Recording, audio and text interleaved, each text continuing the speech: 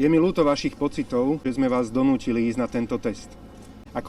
Určite ideme do ťažkej zimy.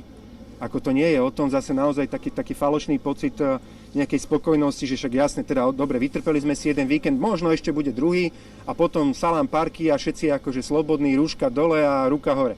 A akože tak si to pokazíme, akože ideme určite do zimy, kde budeme mať stále celú zimu, dokedy nepríde vakcína.